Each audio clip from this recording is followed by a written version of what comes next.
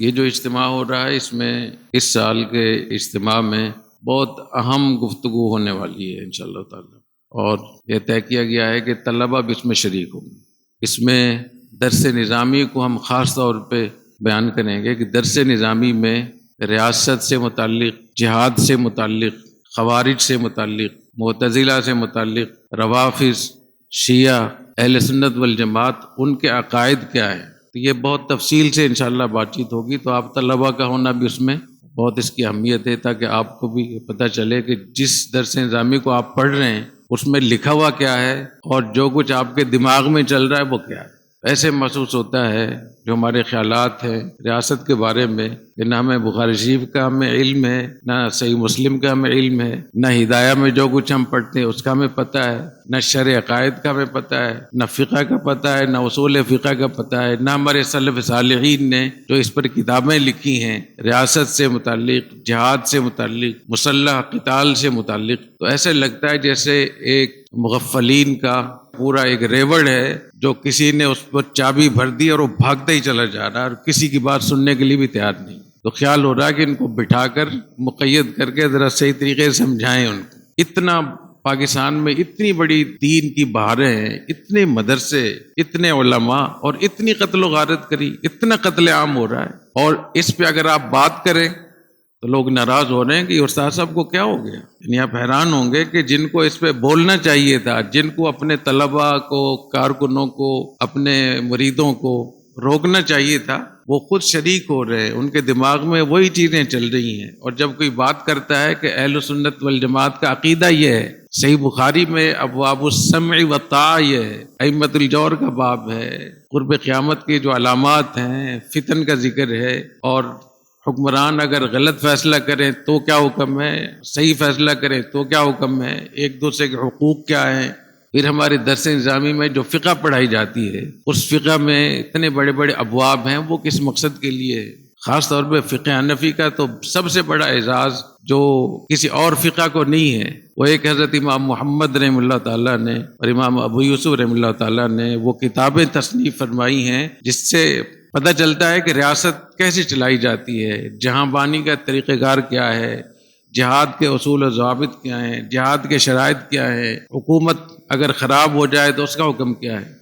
تو صاحبین کا تو اس پر بہت بڑی تصنیفات ہیں، بہت بڑی ان کی خدمات ہیں، اور وہ اتنی بڑی خدمات ہیں کہ باقی جو فقہ ہیں، فقہ شافعی، فقہ حنبلی، فقہ مالکی، وہ کہتے ہیں کہ ہم اس بارے میں انہی کے پیچھے چلتے ہیں۔ امام محمد رحمۃ اللہ علیہ کی کتابیں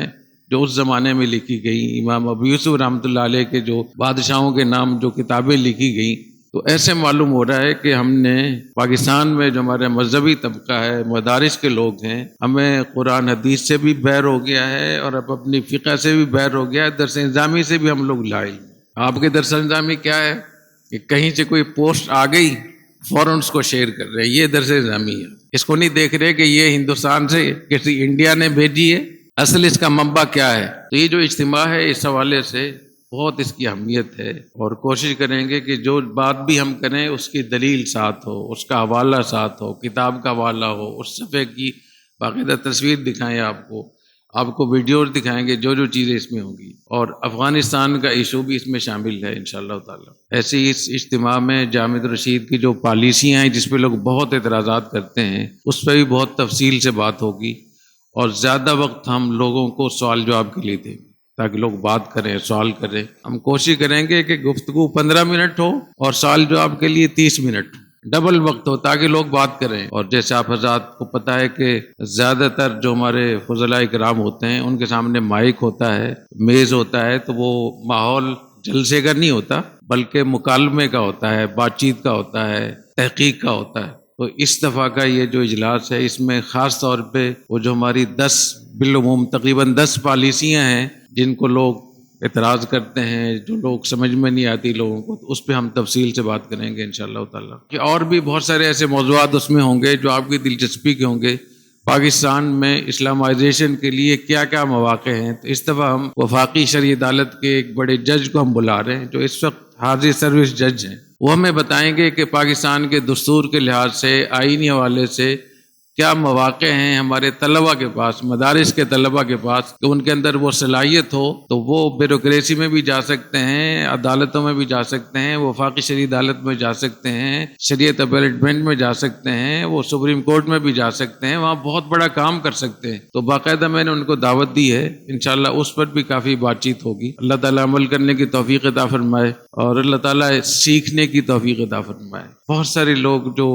وہ کوشش کرتے ہیں دوسروں کو سمجھانے کی، سمجھنے سمجھانے کی ایک عمر ہوتی ہے، اس سے فائدہ اٹھانا چاہیے، سیکھنے کی کوشش کریں۔ ابھی تو آپ کو کچھ بھی نہیں پتا۔ یہ لال مسجد کا تو سنا ہے نا آپ نے، لال مسجد کا ہے، تو لال مسجد کا ایک واقعہ آپ کو بتایا ہے، ہو سکتا ہے 29 اس قسم کے پیکج اور ہوں جو اس میں کچھ نہ کچھ بتائے جائیں گے انشاءاللہ، سب بتانے کے لیے کہ ہم لوگ حقیقت کی بجائے افواہوں پر کتنا یقین رکھتے ہیں، اور افواہوں کی بنیاد پہ پھر ہم نظریہ بنا کر لوگوں کو قتل کرتے ہیں، ریاستوں کو، ملکوں کو برباد کرتے ہیں، اور جب ریاستیں اور ملک برباد ہو جاتے ہیں پھر ہم امریکہ کے ذمہ لگاتے ہیں کہ انڈیا نے کیا، امریکہ نے کیا، فلاں نے کیا۔ کرتے ہم خود ہیں، اور جب ہم خود کرتے ہیں تو جو ہمارے دشمن ہیں وہ بھی حیران ہوتے ہیں کہ اچھا یہ اتنے تیز لوگ، اتنے بیوقوف لوگ ہیں۔ انشاءاللہ اس پہ بات ہوگی۔ اللہ تعالیٰ عمل کرنے کی توفیق عطا فرمائے۔